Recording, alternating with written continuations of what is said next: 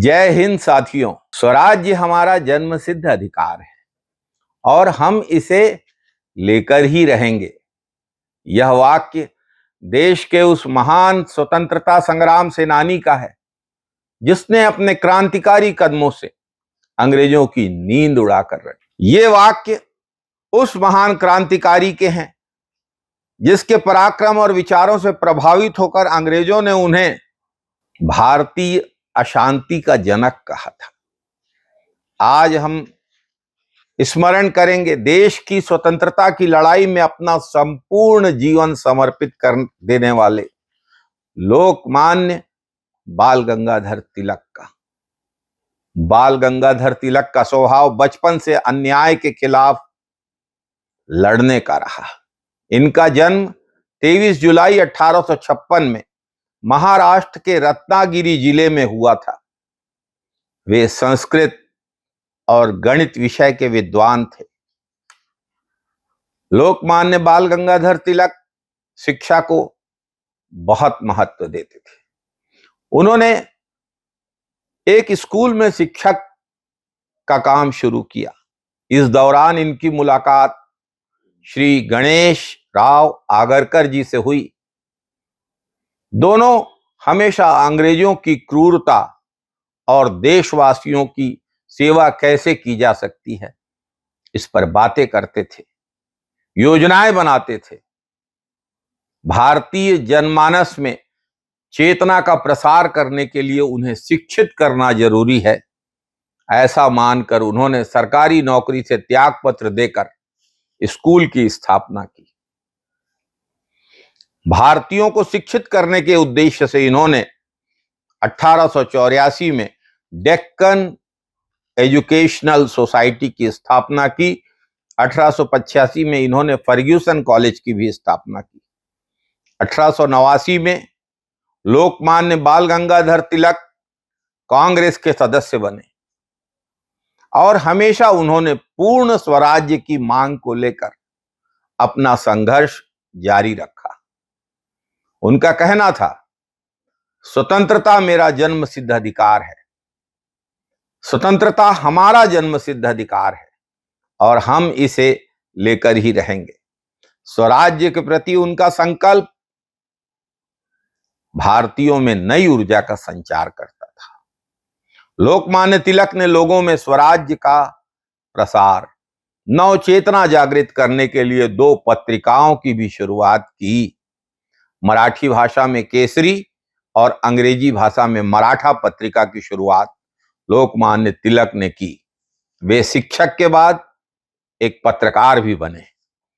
इन दोनों ही पत्रिकाओं का उद्देश्य भारतीय जनमानस में स्वतंत्रता और स्वराज्य के प्रति जागरूकता का प्रसार करना था, क्रांति की ज्वाला प्रज्वलित करना था। अपनी पत्रिकाओं में लोकमान्य तिलक ने अंग्रेजी सरकार की नीतियों की कटु आलोचना करना शुरू किया, जिससे अंग्रेज उनसे भयभीत रहने लगे। 1897 में देश में प्लेग फैला था। स्थिति काफी विकट थी। जांच के नाम पर अंग्रेज अधिकारी भारतीयों के साथ दुर्व्यवहार कर रहे थे। प्लेग मरीजों को पकड़ पकड़ कर उन्हें घसीटते हुए कैंप में फेंक देते थे, मारते थे, पीटते थे, घरों में घुसकर महिलाओं के साथ दुर्व्यवहार करते थे। इन घटनाओं से आक्रोशित होकर इन अत्याचारों के खिलाफ लोकमान्य बाल गंगाधर तिलक ने अपने लेखों में अंग्रेजी हुकूमत की कड़ी आलोचना की और अनेक लेख लिखे। लोकमान्य बाल गंगाधर तिलक ने अपने लेख में श्रीमद् भगवत गीता का वो श्लोक भी उद्धृत किया, अन्याय करना पाप है लेकिन अन्याय को सहन करना और बड़ा पाप है। अन्याय को सहन करना अपराधियों को उनके पापों को जारी रखने का साहस देता है। इस लेख से प्रभावित होकर अंग्रेजी हुकूमत के अत्याचारों से नाराज होकर चाफेकर बंधुओं ने पुणे के पुलिस कमिश्नर की हत्या कर दी थी। अंग्रेजों ने तिलक पर अपने लेख के माध्यम से हिंसा फैलाने का आरोप लगाते हुए उन्हें राजद्रोह के जुर्म में 18 महीने कारावास की सजा दी। लोकमान्य तिलक हमेशा पूर्ण स्वतंत्रता की मांग करते थे। उनका कहना था, हमें अंग्रेजी हुकूमत से कोई भीख नहीं, अपना अधिकार चाहिए, अपनी आजादी चाहिए। नागरिकों में राष्ट्रवाद के उदय और एकता की स्थापना के लिए उन्होंने 1893-94 में महाराष्ट्र में गणेशोत्सव की शुरुआत की। धीरे धीरे गणेशोत्सव अब तो पूरे देश में मनाया जाने लगा है, लेकिन इनकी शुरुआत आजादी की लड़ाई के संदेश को जन जन तक पहुंचाने के लिए लोकमान्य बाल गंगाधर तिलक ने की, जो कि कांग्रेस के बहुत बड़े नेता थे।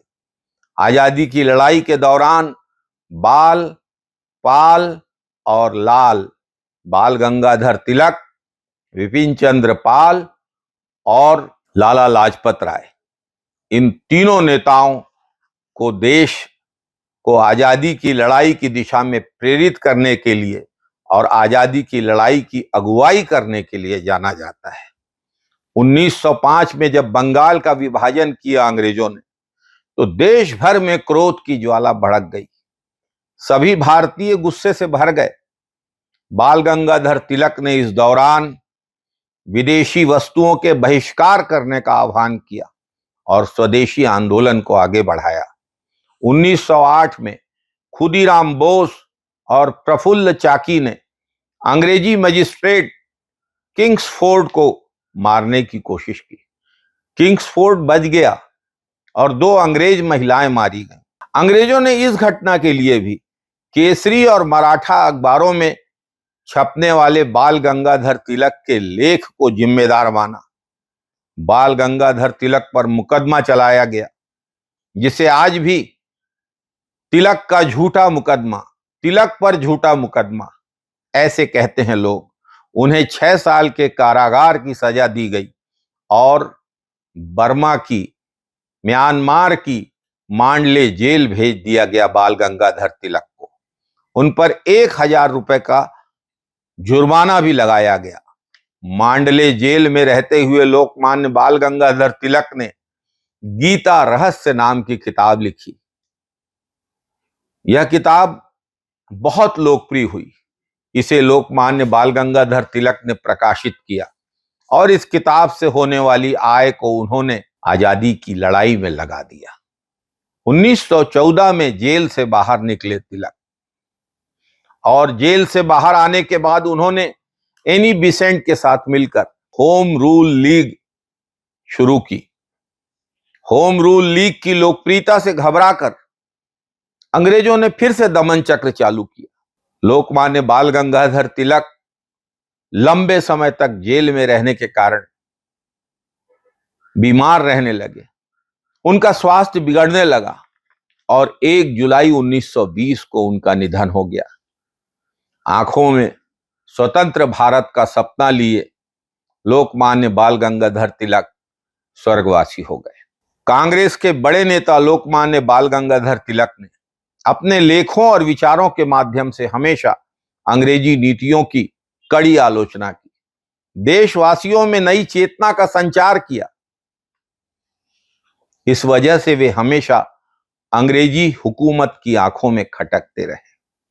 अंग्रेज अनेक प्रकार से उनको परेशान करते थे। वे जो लेख लिखते थे, उनकी ऊर्जा से घबराकर, उनकी वाणी से घबराकर अंग्रेजों ने उन पर राजद्रोह के मुकदमे लगाए, लेकिन लोकमान्य बाल गंगाधर तिलक अविचलित रहे। अंग्रेजी हुकूमत के अत्याचार लोकमान्य बाल गंगाधर तिलक को आजादी के रास्ते में चलने से डिगा नहीं पाए और लोकमान्य तिलक ने तत्परता से भारतवासियों को जागरूक करने के लिए स्वराज्य प्राप्ति के लक्ष्य में हमेशा काम किया।